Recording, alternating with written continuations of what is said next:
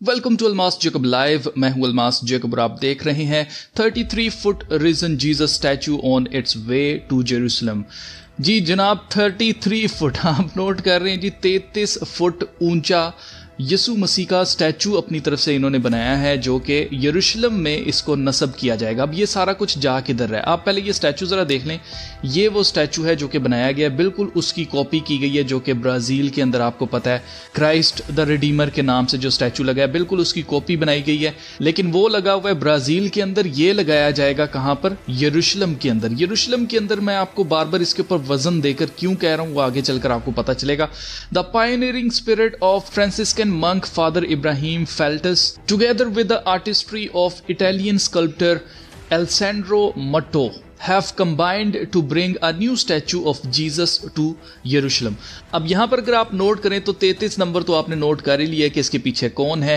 ये सब कुछ जा किधर रहा है वो बताने से पहले, और कैसे ये सब कुछ बाइबल प्रोफेसी को भी पूरा करता है, वो सब कुछ मैं आज की वीडियो में आपको बताने वाला हूं कि ये सब कुछ लीड कहां पर करेगा। लेकिन उससे पहले मैं आपको कुछ दिखाना चाहता हूं कि इस वक्त लोग पागल हो चुके हैं। जी हाँ, लिटरली पागल हो चुके हैं, अपनी सेंसेस खो चुके हैं, क्योंकि ये बाइबल प्रोफेसी है जो कि पूरी हो रही है। और खुदा के कलाम में लिखा है, because the carnal mind is enmity against God, यानी कि जिस किसी की भी जिस्मानी सोच है वो खुदा का दुश्मन है।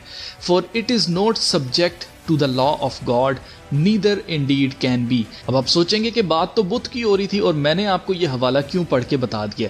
तो मेन चीज़ ये है, आप नोट करें कि इस वक्त कितनी कितनी ब्लास्फेमीज जो हैं वो यीशु मसीह के खिलाफ की जा रही हैं। गो कि यीशु मसीह इसके बारे में पहले कह चुके हैं, क्योंकि उनको पता था कि आगे फ्यूचर में ये होना ही होना है। Wherefore I say unto you, all manner of sin and blasphemy shall be forgiven unto men, यानी कि आदमियों को हर तरह का गुनाह और हर तरह की ब्लास्फेमी जो है, हर तरह की बेहुरमती जो है वो माफ की जाएगी। But the blasphemy against the Holi ghost shall not be forgiven unto man, यानी कि अगर कोई पाक रूह के खिलाफ कोई ब्लास्फेमी करता है तो वो उसको माफ नहीं की जाएगी। तो ऑलरेडी यीशु मसीह जानते थे कि अब जो गैर कौमें हैं, जब उन तक ये कलाम पहुंचेगा तो वो इसका मजाक उड़ाएंगे, क्योंकि खुदा के कलाम में ये भी लिखा हुआ है कि हलाक होने वालों के लिए सलीब का पैगाम बेवकूफ़ी है, लेकिन हम निजात पाने वालों के लिए खुदा की कुदरत है। तो आप नोट करें कि ये यरूशलेम के अंदर बुत परस्ती को प्रमोट कर रहे हैं और हर तरह की ब्लास्फेमी कर रहे हैं। आप देख सकते हैं hot AI Jesus is huge on Facebook, और ये आर्टिकल भी इस तरह का था, मुझे पढ़ के ही गुस्सा आ रहा था। लेकिन आप ये तस्वीर देख सकते हैं कि किस तरह से यहाँ पर यीशु मसीह को सेक्सुअलाइज करके दिखाने की कोशिश की जा रही है, और ये सोशल मीडिया के ऊपर सिर्फ चंद व्यूज लेने के लिए इस तरह के आर्टिकल्स जानबूझ के छापे जा रहे हैं।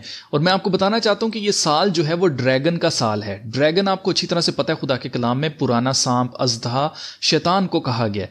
और जब ये शैतान का साल है तो इस साल आप बहुत सी ब्लास्फेमी होते हुए देखेंगे।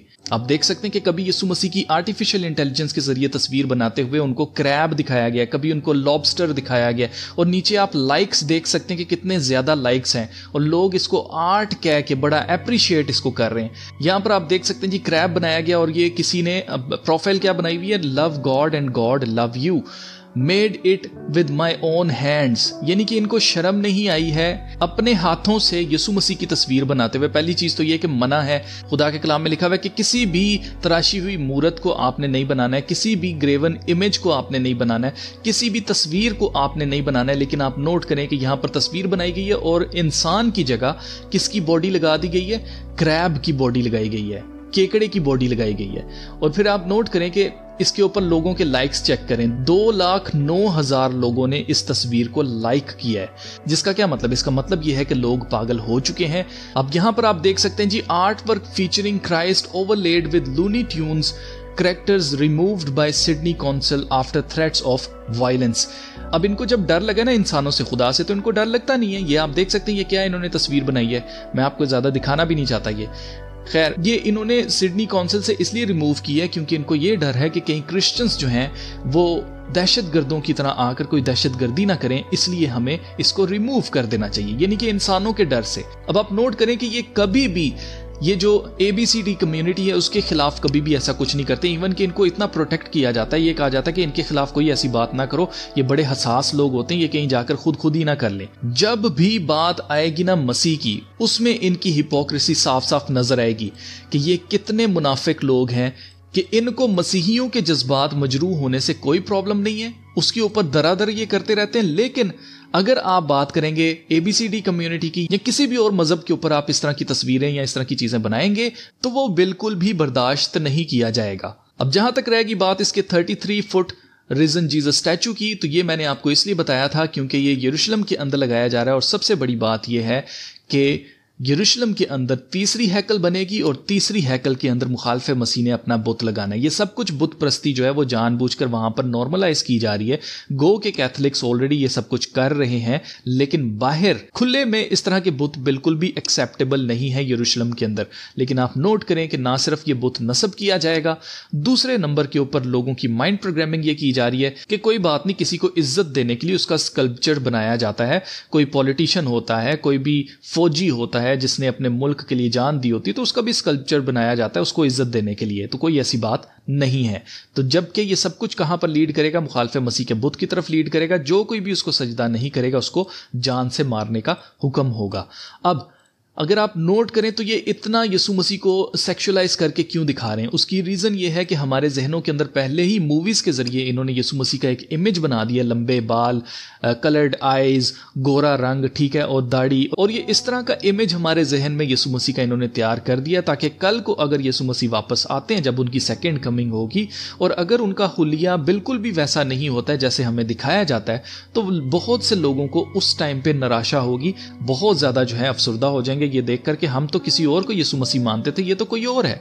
गो के यीशु मसीह बहुत खूबसूरत हैं, लेकिन खुदा के कलाम में लिखा है कि उसके अंदर कोई भी ऐसी बात नहीं थी कि हम उसकी तरफ अट्रैक्ट होते। लेकिन अगर आप नोट करें तो मूवीज के अंदर यीशु मसीह को इतना ग्लैमराइज करके दिखाया जाता है कि कोई भी उनसे अट्रैक्ट हो जाए। तो यही वजह है कि अब इस तरह की फोटोज जो हैं वो बना बनाकर AI के जरिए वायरल की जा रही हैं। और ख़ास तौर से आपको पता ही है कि गेट कीपर्स बैठे होते हैं सोशल मीडिया के ऊपर, जो कि किसी चीज़ को आगे जाने देते हैं, किसी चीज़ को दरवाजे पर ही रोक लिया जाता है। आप इस तरह की कोई तस्वीर बनाएंगे ना, वो नहीं होने लगी वायरल, लेकिन जिन चीज़ों को इन्होंने वायरल करना होता है वो वायरल होती हैं रातों रात, आपको पता भी नहीं चलता, उसके ऊपर न्यूज़ आर्टिकल आ रहे होते हैं। ये किस तरह से वायरल की जाती हैं चीज़ें? इसी तरह से न्यूज़ आर्टिकल्स बना के। तो गाइस, खुदा के कलाम में लिखा हुआ है, बी नॉट डिसीव्ड, किसी धोखे में मत रहें।